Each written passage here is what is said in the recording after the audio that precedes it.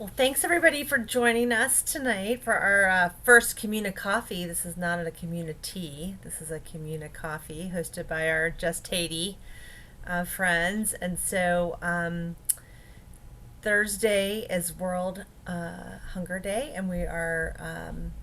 I hope you hope you read today. Kathleen Kay, who is one of the co-hosts of the committee, um, wrote a really moving reflection on her experience in Haiti in honor of this.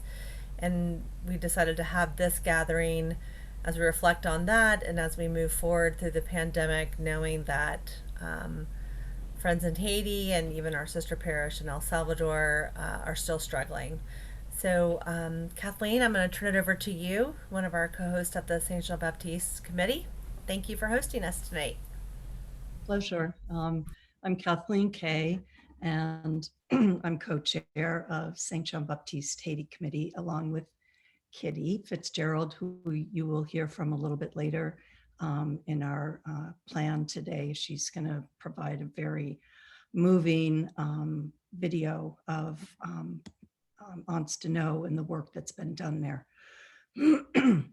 So thank you for joining us this evening. It's my pleasure to introduce Delane Bailey, Haiti Project Manager of Food for the Poor. Since 2016, she is our longtime friend and collaborator in developing transformative projects for our friends in Anstano.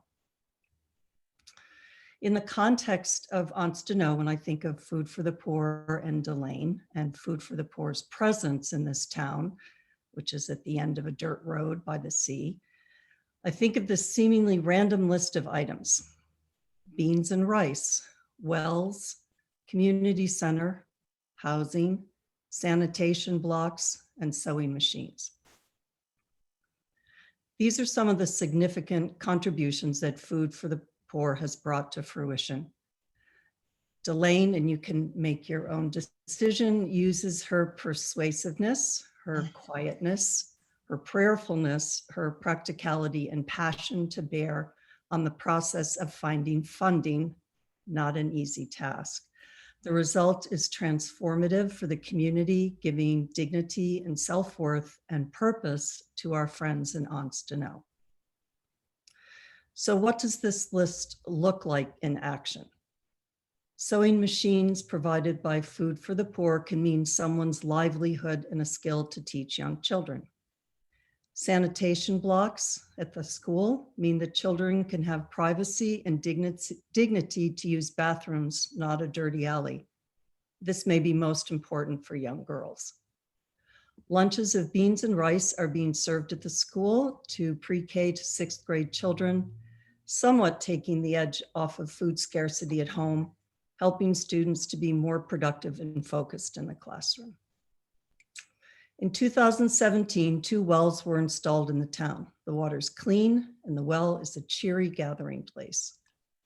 Now, standing next to one of the wells is a just newly constructed multi-purpose community center where for the past 4 years there had just been rubble. And lastly, housing. Food for the Poor's created homes for over 21 families. They are hurricane sturdy, have flushing toilets. They give families not just shelter, but a dignified way to live. Delane is relentlessly positive in her work. It seems never to flag, no matter what is happening in Haiti, which is practically regular biblical occurrences, hunger, poverty, hurricanes, droughts, and a pandemic. All seemingly surmountable obstacles for Food for the Poor.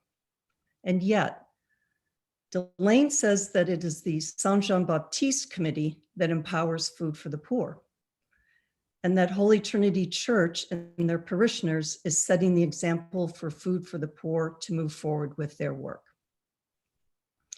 This is high praise indeed, and could easily be turned around to describe how Food for the Poor inspires us. We've been so fortunate to have a partnership that has yielded so much good in Anstano. Thank you. Delane, it is with great pleasure that we welcome you this evening. We look forward to your comments and we'll hold our questions to the end. Welcome.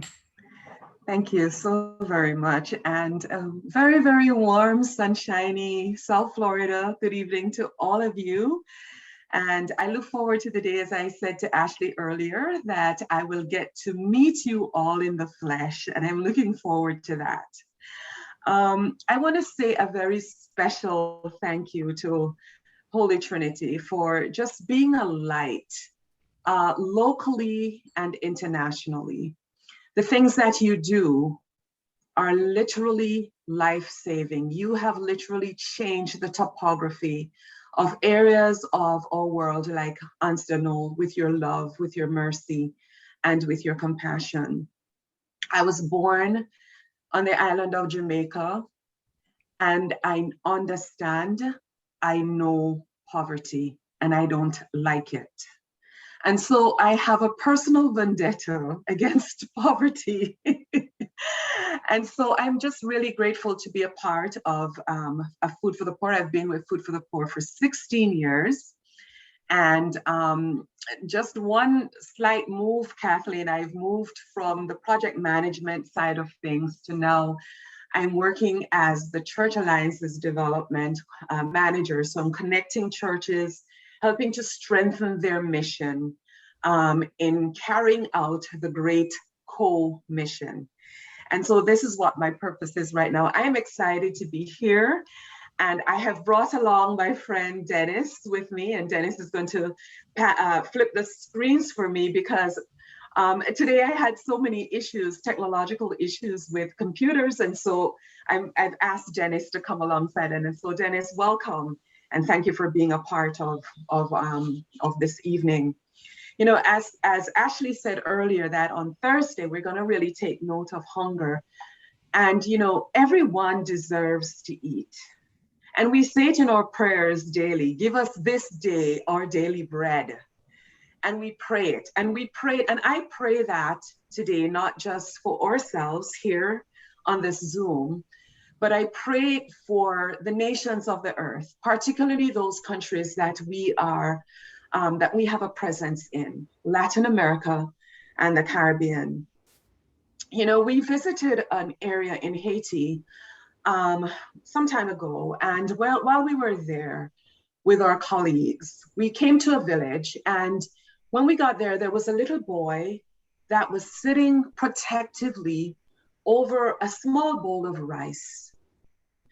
And his brother was standing in the corner looking on. And one of my colleagues said to him, "Where's your food? Why aren't you eating?" And that, of course, was interpreted by our interpreter.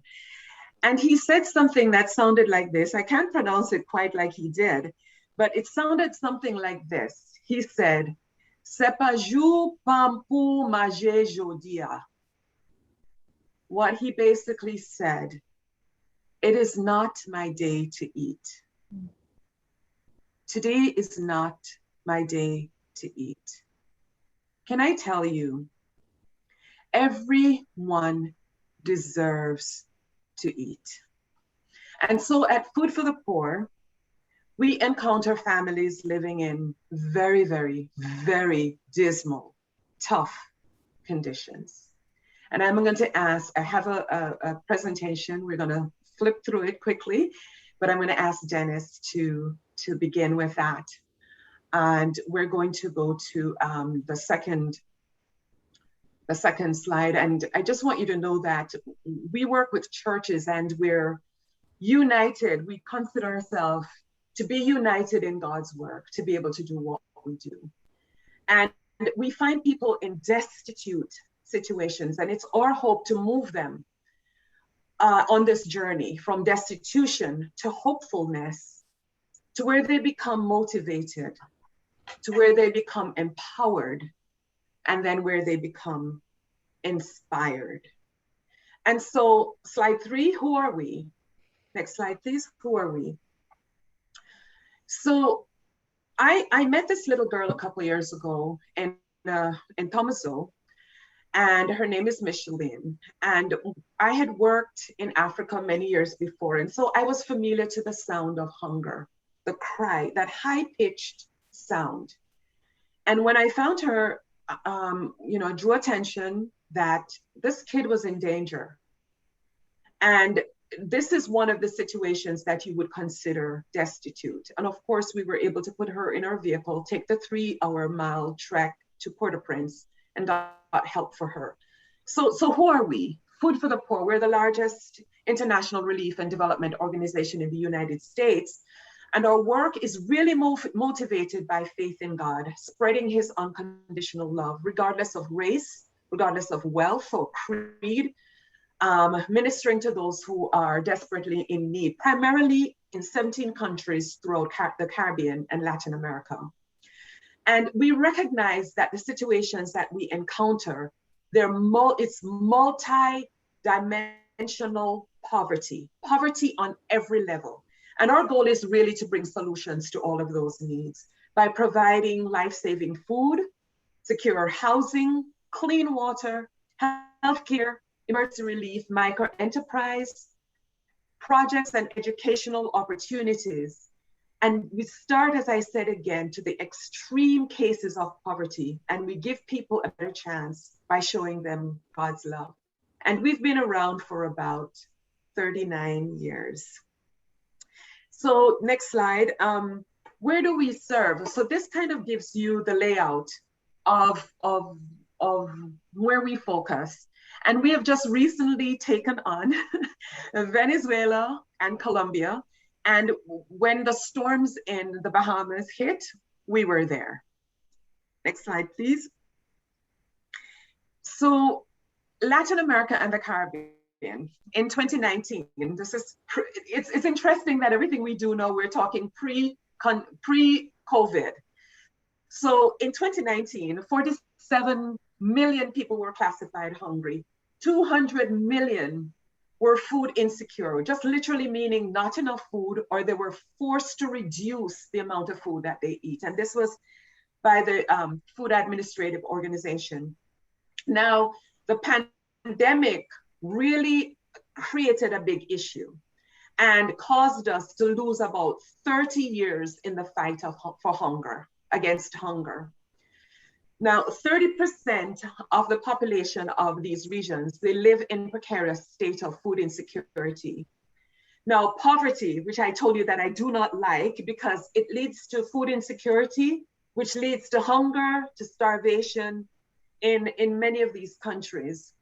And we anticipate, unfortunately, that there's going to be a spike. There's going to be a rise in regions of the world as it relates to food insecurity and hunger. And those countries where the spike will occur includes Haiti, Latin America, and the Caribbean. Now, next slide, Dennis. Food security, the population is growing. It's estimated that the population will grow to about 9.6 billion people by 2050.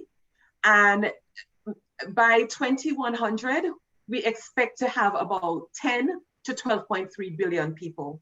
Now, as it stands right now, we would need to increase the yield of food production from 60% to about 130%. And so there is a desperate need to increase our food production for global food security and for local farmers' livelihood. Next slide, please, Dennis. Now, what are the issues causing food insecurity and hunger? And this list by no means is exhaustive. I'm showing you that little picture because this little picture is a picture of, we plant avocado in Honduras, and we had some storms that came through and just devastated this beautiful avocado plantation. So extreme weather, failed crops, displacement, economic migration, the pandemic, COVID, pandemics caused by plants, by insects. I hope the cicadas that you're having are not really devastating your agriculture in your region. There's a high prevalence of disease. There's rapid currency devaluation, which makes it impossible for people to be able to really purchase. wars and social unrest like what we're having in Haiti. There's a high production cost. There's scarcity of land. There's inadequate infant and young children feeding practices, which really leads to hunger and malnutrition. And of course, there's gender issues. So these are some of the things the issues that really lead to food insecurity and hunger. And as I said earlier, this is in no way exhaustive. Next slide, please. If we should look at Guatemala, now our radar is really peaked in this country because it's the country that has the most malnourished. You find the most malnourished cases in the Western Hemisphere. It's sixth most malnourished country in the world. Now, in 2017, 46.5% of children under 5 had a stunting diagnosis, and 16.4% of the population severely food insecure in Guatemala. Next slide, please, Janice. Now, 46% nationally, as I said earlier, the stunting rate has climbed to 70% in some areas. And it's actually peaking at 90% in some of the hardest hit areas. And this is according to the United Nations World Food Program. Next slide, please, Dennis. Dennis, you could just keep moving, okay? Okay. Now the issues caused by the pandemic, or the totality of the impact of the pandemic, has not yet been measured, because especially it's still an active pandemic. You know, I just spoke to the office in Haiti this afternoon, and they have had to go on a staggered rotation because there's a spike. We weren't hearing a lot about the pandemic in some of these regions, but they're now experiencing a spike. And according to the World Food Program, we're seeing a catastrophe unfold before our eyes, and famine is driven by conflict and fueled by COVID-19. Now, the pandemic has worsened food insecurity issues, leading to hunger and malnutrition because of extreme fluctuation, as I said earlier, in country currency, driven by political issues, particularly like in Haiti. Now, employment, as you know, has been hampered due to the sanctions that have been imposed in response to social distancing requirement. Now, one of the issues that really hurts us and drives us is the fact that schools have had to be closed. Now, our schools, this is where children go to get at least one meal, their only meal per day. And because of the closures of schools, it has impacted kids where they cannot find food to eat. And so this has really intensified the hunger crisis. As you see in our next slide, children depend on going into school to have one meal. We have feeding programs in Guatemala and in Haiti. And I'm going to ask, in a little bit, Dennis is going to play a little clip of our food program in Haiti. But if you go to the next slide, in Haiti, the situation has worsened because of the scarcity of gasoline, which has been created by the delayed payments by the government. That has curtailed the transportation industry and literally immobilized the movement of food from one area to another, where people would normally barter, where people would trade and keep their families and communities alive. And because of the lack of gasoline and transportation, that has really created an issue in many of these regions. Again, the climatic conditions that include the droughts and flooding has really immobilized food production. If particularly in Haiti, the gang activities have controlled the movement of the citizens with fear tactics And so people are stagnated and in their homes and unable to go out and find food. And it has really created an issue in the population and commerce. Dennis, if you would play our a little clip for us on our feeding program in Haiti. Here's where people come, they walk for hours, they walk for miles in order to get one container of food. And they take this food, it could be rice, beans, grounded corn meals, just varying items, and they take it home to their families every single day so that they can be fed. I'm in downtown Port-au-Prince, Haiti, here at the Food for the Poor headquarters. And this is one of our most significant programs. You see this courtyard filled with people. They have come from miles around. They walk here every day, 6 days a week, with containers, and they will be given a meal to take home and feed their families. This program feeds about 20,000 meals a day, 6 days a week. It's a life-saving program for many of these people here in Port-au-Prince.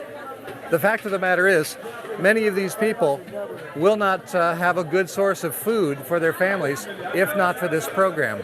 And all of this is made possible only through your generous, loving gifts to Food for the Poor.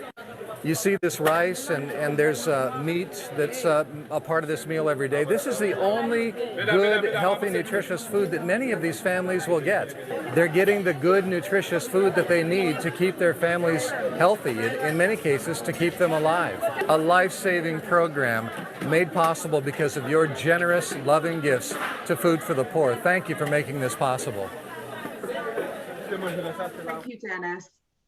So this program, I tell you, when you go there and see heads of household coming on a regular basis every single day and walking for miles with a container to get rice and beans to take home to sometimes a family of 9, a family of 7. And this is the only meal that they will have throughout the day, 6 days a week. They depend on this. So to our next slide, Dennis. So this is Haiti, and so we'll go to slide 15. And for us, we have had to pivot and create ways in order to bring help to these people. Now, food aid is one of the things that many of these countries depend on, and food aid is really suitable for a disaster response, but it should not be a permanent method because it takes about 5 months for us to be able to pack a container, leave it from here, bring it to the destination, and sometimes it's too late. More than all, the food that, the food produced in the United States is 30% more costly per metric ton. And this food getting into the country can really negatively impact the local economy. And so the importance of creating something where the country is not dependent upon food aid coming in is really where we want to get to. And so in the next slide, you'll see that, I love this little girl in Honduras. We had gone to distribute rice and beans from our food programs to her. So she came, collected her rice and beans and was able to take it home.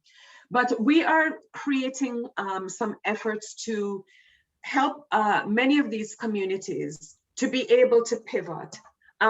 We do the emergency food services because most times it's because of the urgency.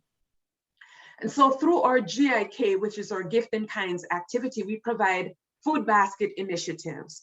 And many of these food baskets, and Holy Trinity, you were a part of this last year in Haiti when you sent these food baskets to your sister parishes, to your sister parish. And these food basket normally having included in it rice, beans, sardine, vegetable oil, milk, sugar, flour, spaghetti, but it varies from country to country. And so we're able to package these things in times of emergency and take it to these communities.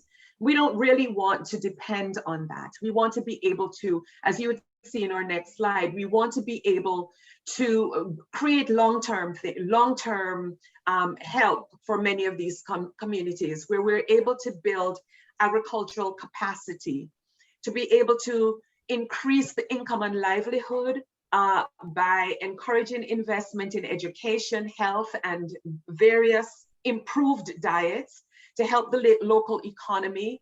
We're working at investing in fertilizer, good quality seeds, pesticides, agricultural tools, and the intensification of crops. So in communities where crops would normally carry out a harvest 3 times a year, we want to intensify that somehow, just in order to meet the desperate need for food. We want to be able to create systems, and we're working on some of those things to provide irrigation, food processing, greenhouses, animal feed, processing centers, to be able to create fish farms and other animal husbandry in order to be able to feed the population. All of this for economic development. And in the next slide, we're working with partners. We work on the field basically with partnership, and we're working with ICDF Taiwan in many of these areas to help us to plant rice and to give us the expertise that we will need in order to do that.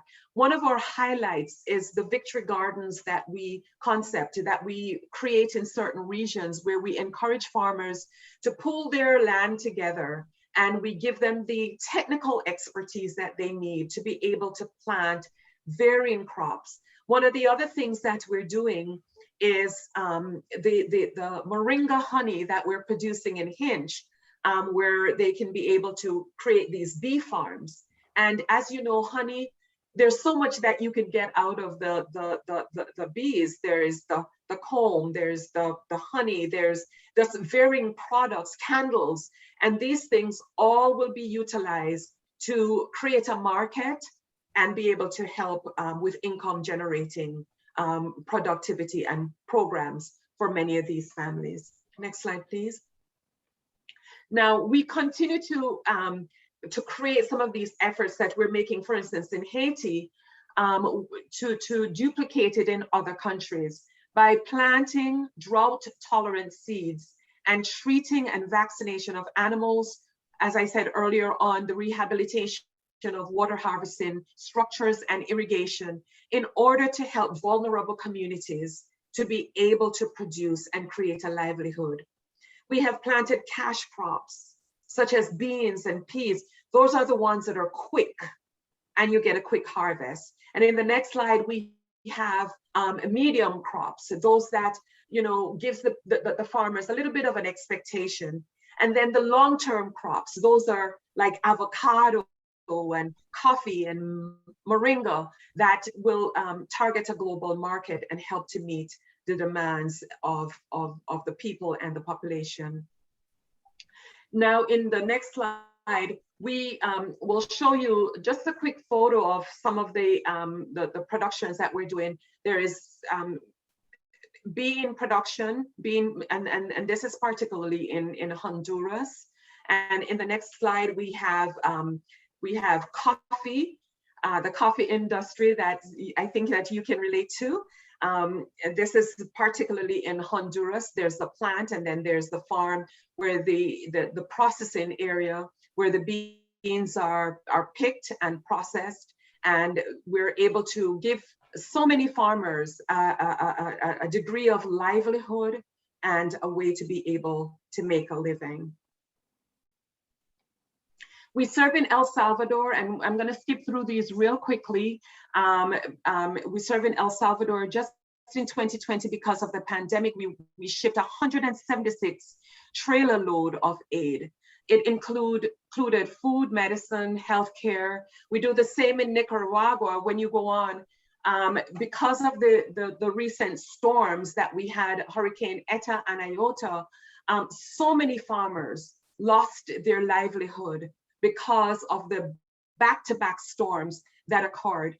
And this is also something that's going to impact this nation greatly, because we were working with them to till their gardens and create such wonderful farms, you know, but because the storms came back to back, many of these farmers lost their livelihood and really brought them back to ground zero. We have the same thing going on in Nicaragua. We created a program called Seed to Smile Project, where the farmers we would literally buy back, and the farmers would bring their produce to an open area where some of the beans would be utilized for market, some would be utilized for sale, and then they would have some where it would be given to those who were poor and were not able to work. So we have ventured to go into many of these communities and help to give the farmers the seeds that they need, the expertise that they need, and the tools that they need to create some sort of livelihood. But with climatic conditions, it has really set us back quite a bit. Jamaica, basically the same thing. We've shipped into Jamaica over 486 trailer load, container loads of food items in 2020. Right now, we're embarking upon a program to provide about 1 million meals through a project known as Make Miles Meaningful.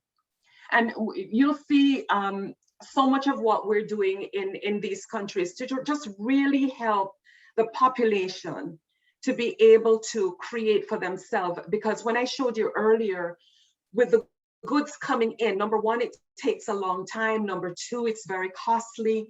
And number three, it really impacts the local market. Now, you would wonder, why am I talking about housing in the middle of all of this?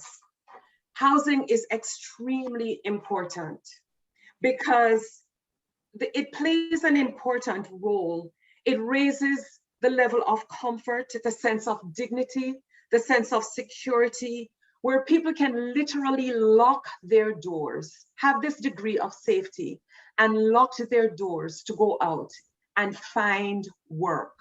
Since the inception of Food for the Poor, we have built and given away over 88,000 safe homes to families. And you know what? You, Holy Trinity, have been a vital part of this.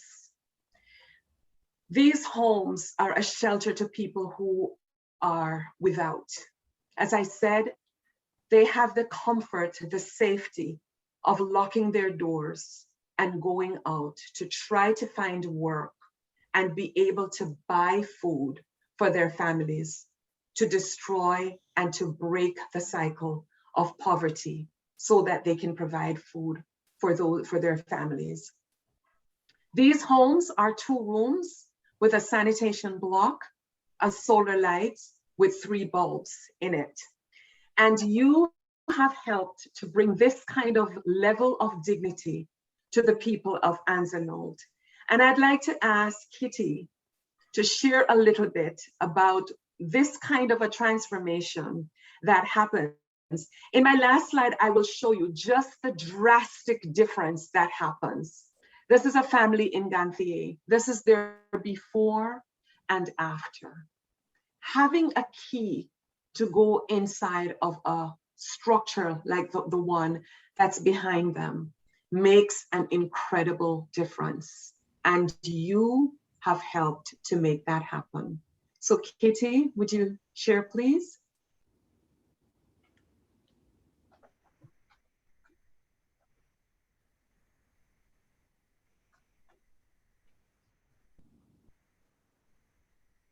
We're not hearing you, Kitty.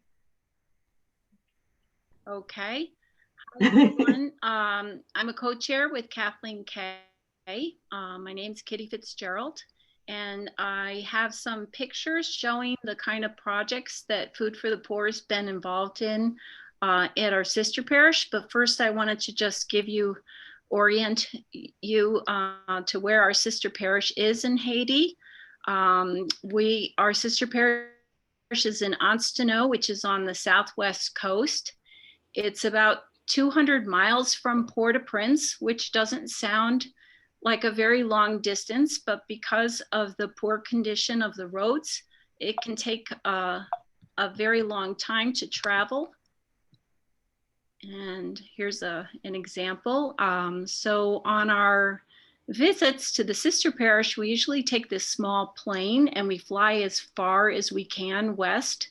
We still have about 40 miles to go, and that can take nearly 4 hours to go 40 miles. And here's a picture of our sister parish. It's right on the coast. It's an agricultural area. Fishing and farming provide the main sources of income. And here's the church.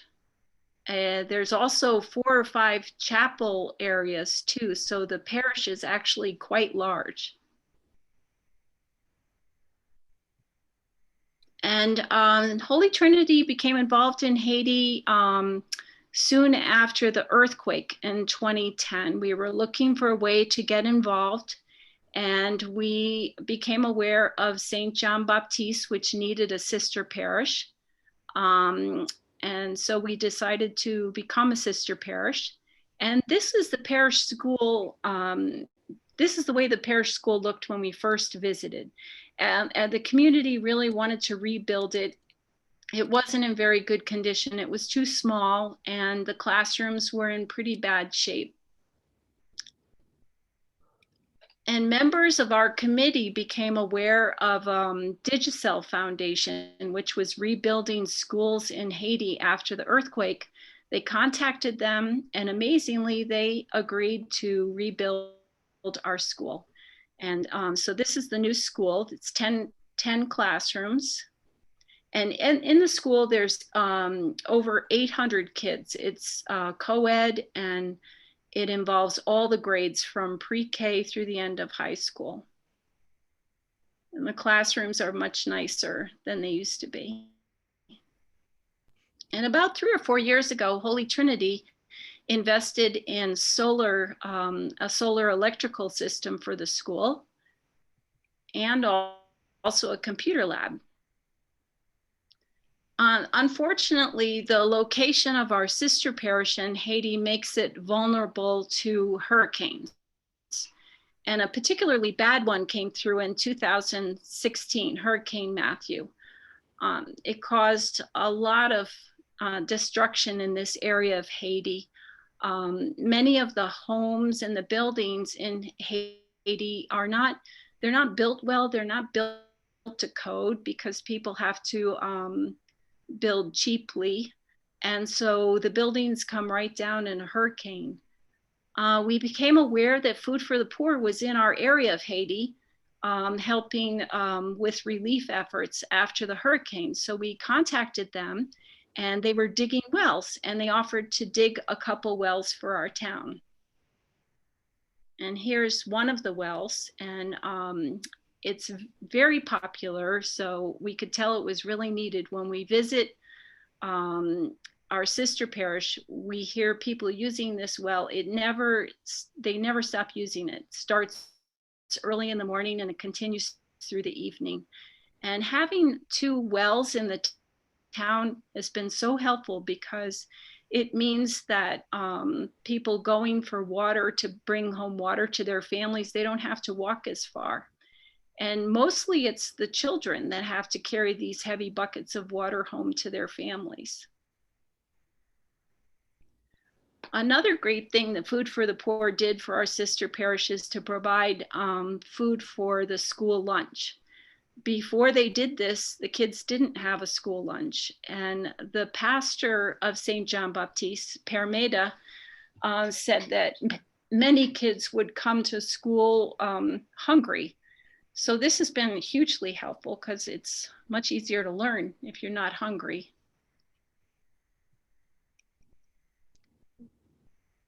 And then, as Kathleen mentioned in her intro, Food for the Poor has given many different items to St. John Baptiste. These treadle sewing machines helped the school start a sewing class. Just recently, they shipped cots and tables and kerosene stoves, and they also provided a generator. They built this sanitation block for the school last year. It has 6 flush toilets and a hand washing station. And we happen to know, well, last year, we embarked on a rather big project to build 11 homes and a community center with food for the poor. And Holy Trinity raised a lot of the money, and so did Food for the Poor. And then Food for the Poor managed the construction. And we just so happened to know 3 of the recipients for the new homes. And this is our friend Minouche. She helps out in the rectory kitchen. And this is her old home. And this is Minouche with her partner in front of her new home. They have solar electricity, they have sanitation, the house came furnished. They have 2 bedrooms, a bathroom, and a kitchen. And the house is built very well. So hopefully in a hurricane, it will stay up. This is another friend of ours, Rosemarie, and her daughter, Rose Delan. And Rosemarie does, she cleans all the clothes and the linens at the rectory, and her daughter often helps her. This is the house where they were living. And this is their new house. Quite a big difference. And lastly, our friend Lena, she's standing next to her son. They were living in this house, which burned down shortly after this picture was taken. So they were homeless, but fortunately they were chosen to receive one of Food for the Poor's 11 homes. And here they are in front of their house. And I'm showing you this picture because behind the well is the site of the new community center. The site looked like this for about 10 years because the community had to take down their old parish center because of structural problems. And here it is with the new community center, which was completed last year. It has 2 solar street lights outside to brighten the street at night. It has sanitation, it has solar electricity. It came furnished with all those chairs and the tables. And it provides a really nice space for the community to come together for meetings, classes, all kinds of celebrations. And it also serves as a hurricane shelter when needed. And since the pandemic has started, well, actually, we haven't been able to go to Haiti for a while. And first it was because of political instability and violence. And then the pandemic started. So of course we couldn't travel then, but our committee's been very busy last year and this year doing what we can from home. And one of our activities is to send needed items in barrels. They go into a container on a ship to Haiti, and we send all kinds of things in the barrels. We send school supplies, we send books, musical instruments. You know, there's no end to the things that we send: sheets and towels and pillows, all kinds of stuff. And we send about 3 or 4 barrels about 3 times a year. And another thing, we just started sending our bicycles. We've been trying to send a bicycle each time we send barrels. And the bicycles are for the kids at the school, and they're having a lot of fun learning how to ride the bikes. And here's a picture of some of our committee members. We are packing a barrel with little Christmas toys for the children's Christmas party. And this is a school library, and we sent all of these books to Haiti in the barrels. We made friends with members of a French community in DC, and they've donated all these books. We also send sports equipment, balls and soccer cleats and soccer uniforms. And another project that we support is a fair trade coffee organization. Holy Trinity helped facilitate this about 5 years ago. And we have about 50 farmers who participate and sell their coffee to Just Haiti, which is the fair trade organization. And they're very happy with the money that they get from selling their coffee. And our committee at Holy Trinity tries to help out by selling coffee. Well, we used to sell it after Mass before the pandemic started. And since the pandemic has started, we just moved everything online. So we're still selling coffee to help the farmers. Another project we're involved in is scholarships for the kids who graduate from the parish school. Currently, we support about 14 students, and they're studying all kinds of subjects like agronomy, engineering, law, teaching, nursing, pharmaceutical science. We've had 5 students graduate. These are pictures of our recent graduates. They're all nursing students. And this is a picture of teens and their parents who visited a few years back, and we're really hoping that things settle down in Haiti and the pandemic's over so that we could resume our trips. And that is the end of my presentation.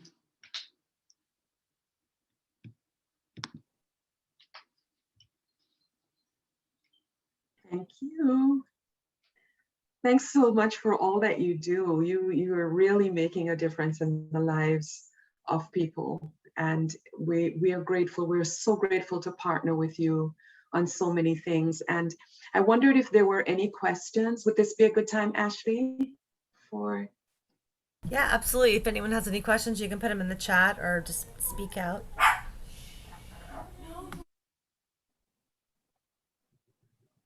There's one. Elaine, question, how do we take advantage of some of the work that Food for the Poor is doing in terms of promoting small gardens, promoting local agricultural efforts, maybe a farming cooperative type of thing in a similar vein, for instance, to what Astino has with the coffee and so forth. One of the things that I saw when I was there was that people aren't growing food for themselves. And it's, and I didn't know why. I don't know, whether there's a story behind that, or there's a cultural issue, or I just never quite understood enough around the background of that there. But it seemed to me that there were lots of opportunities, and I know, and Kitty, correct me if I got the sequence wrong, that after Permeda visited the US, and I know he saw things, for instance, in our cities. I was with him taking him around New York, for instance, showing how a community set up their own set of basically what we call victory gardens, but basically community garden plots, where people pay a nominal fee to use a 6x6 patch of land, and so forth and so on. And my understanding is that the school then started doing something on a small scale, but I'd be curious of your thoughts of, how could we facilitate getting stuff like that going in Astino? So part of what we're doing as an organization is that we're going into these communities and vetting it carefully and doing baseline studies. So we use our community centers like the one you see in Astino and hold meetings where we gather people together to hear from them, have their input into what it is that they would like to do, so that they can have ownership they could own it. And so we're providing those kind of opportunities for them to sit at a table and say, you know, I would like to do this. I would like to do this. And then giving them the training, that's very, very essential. The training, the seeds, and the tools, and the oversight to make it happen. I went to a community in the Central Plateau where there were a lot of farmers, and they were adamant that they needed to put, and I'm just going to throw a number out, like they needed to put 6 grains of corn in a hole because that's what their great grandfather did over the years. And so we brought expertise, Taiwanese expertise, and he was there and he said, well, you know, if you not put 6 corn grains and maybe put 5 or 4, then the opportunity for a greater yield or more healthy crop is available. And so just try it. And so you had to go in and just do a cultural shift and begin to teach simple things like this.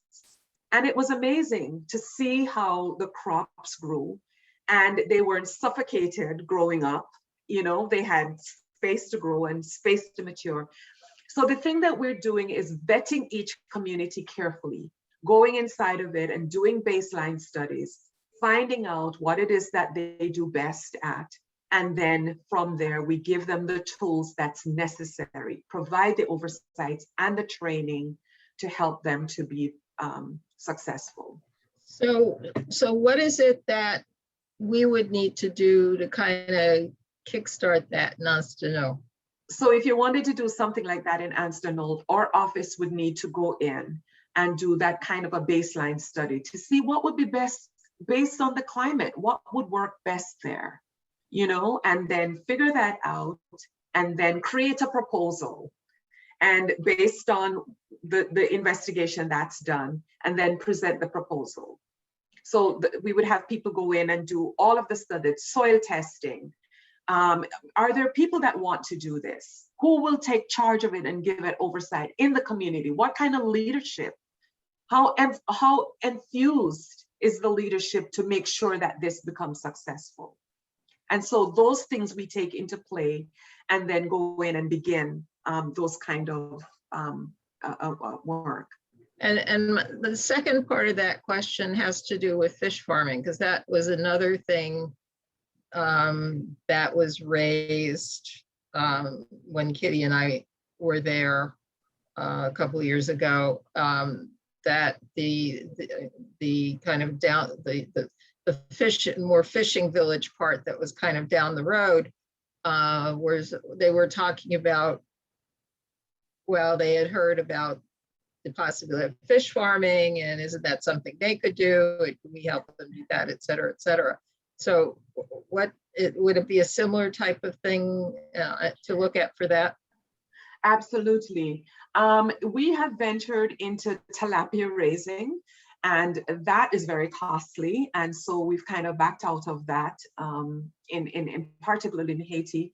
We've done the deep sea fishing where we've gone in and built a fishing village and given the community, taken away their little mango, they cut a mango tree down and dig it out and use that, you know, as their little boats. And we've taken that away from them and literally given them 21-foot fiberglass boats with a 21 horsepower engine and taken them out into the deep where they've been given GPS so that they can map the ocean and go there and catch fish at 800 feet, 900 feet, 1200 feet, and spend shorter time out in the ocean and come back with a better and a greater yield so that they're not killing the reef and taking these little minnows that are about this big that really need to stay in the ocean and mature. So we're taking them out further where they can get a bigger yield. So we have the tilapia farms and we have the fishing villages. And then what we've kind of ventured into is the pangasius or the catfish. Those are like from the catfish family. They do very well in Haiti. They'll eat anything. They'll eat moringa. And so we've ventured into that kind of production into many communities as well. The only thing with the Pangasius is that they only reproduce naturally in the Mekong Delta. And so we have to go back to the Port-au-Prince office where we artificially inseminate them, get the babies and bring them back and restock the ponds. But it's just an incredible farming, fish farming effort.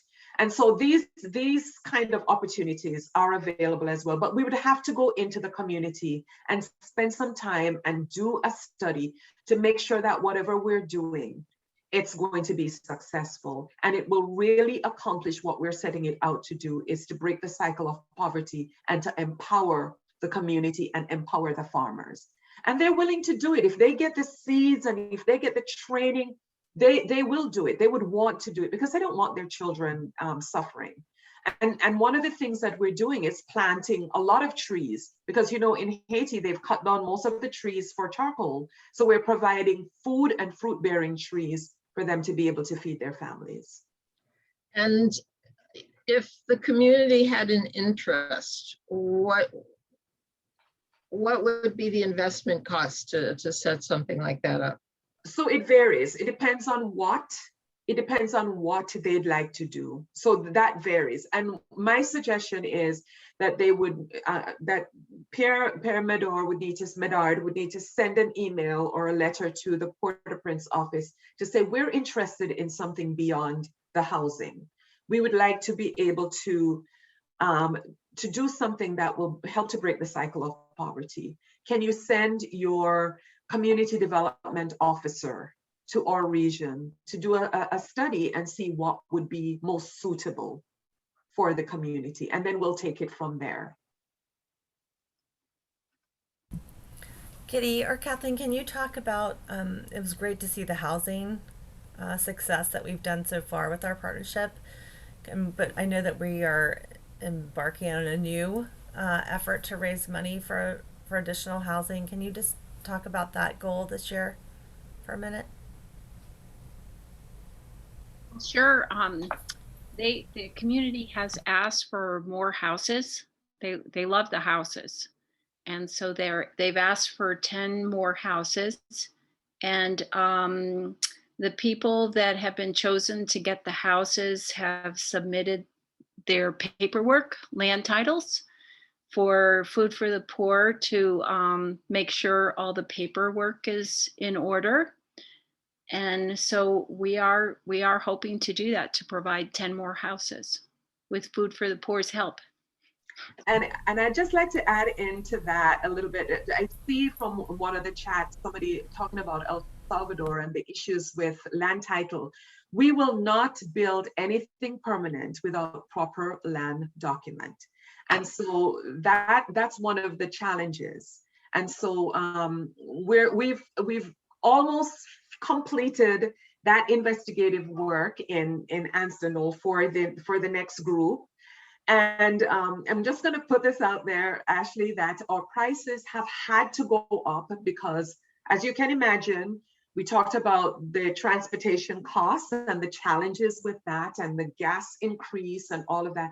So our prices has gone up considerably to include the cost of material, to include the transportation costs, as well as to build homes that are much sturdier with the hurricane straps, with the reinforced concrete, with the extra rebar because of climatic conditions. And so the prices have gone up. However, because we're in such great relationship with your church, we have decided to keep the next set at the original price. And we're doing that because of the great partnership that we have. And we will absorb the cost, but we wanted to do that to kind of grandfather it into the process that had already begun. And so there are another group of homes that are in desperate need for families to be sheltered. Thank you, Delane. Does anybody else have any other questions? We're at the hour, so. Margaret. You're muted. Margie. Thank you very much. I have many questions, but the one that the housing question, what's the, forgive me if I missed this in the very beginning, but what is the responsibility of the receiving family in terms of the house or the community? You know how Habitat requires usually some kind of sweat equity in many instances. Can you talk a little bit about that? So this, and I think I just had this conversation with somebody today, the sweat equity as it relates to housing is we don't ask people to pay a mortgage or to give us anything because as we said earlier, we work with the poorest of the poor. And so they would not have it either. So their sweat equity is to go and collect the water that's necessary to build the concrete, to mix the concrete, or they may need to go find the sticks that's needed to mark out the rooms, you know, or they have to provide the security because I'm telling you, you bring lumber and you bring blocks, concrete blocks into an area, there are, people will take them. And so it's your responsibility to just stay guard over that. The issue that we find with the people who are recipients of our homes, it's usually people who are ill, women with very small children, or sometimes the aged, and they're not able to go do that. Right. So because of that, the community will come in, the community leadership will come in and assist.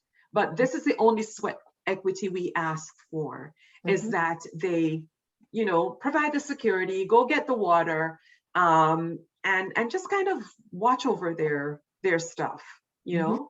And I'm telling you, when these houses are going up, it's a sight. It's an attraction in the community. Everybody comes out. It's a big deal. It's the only thing that they have is entertainment, right? You know, so they come out and they watch the blocks with the bricks going up until it's finished painting. And then as I was talking earlier, at the end of that, we normally go in and do a huge celebration for the community, which is also another big set of entertainment. So great, thank you. That's very helpful. Thank you. Anyone else? Well, I just want to say thank you. Many of you are supporters of this effort, whether you buy just Haiti coffee, and you have one more week to do that on the website if you haven't done it yet, or you donate to our Giving Tree effort for the holidays, or you sponsor a scholarship student. So we're so grateful.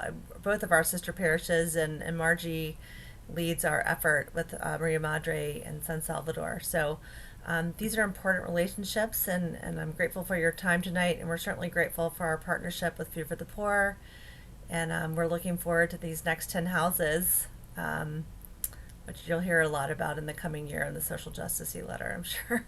So thank you, Kitty, thank you, Kathleen, thank you, Delane, and Dennis, and thanks everybody for being here tonight, and I hope that you'll continue to keep our sister parishes in your prayers and to accompany them.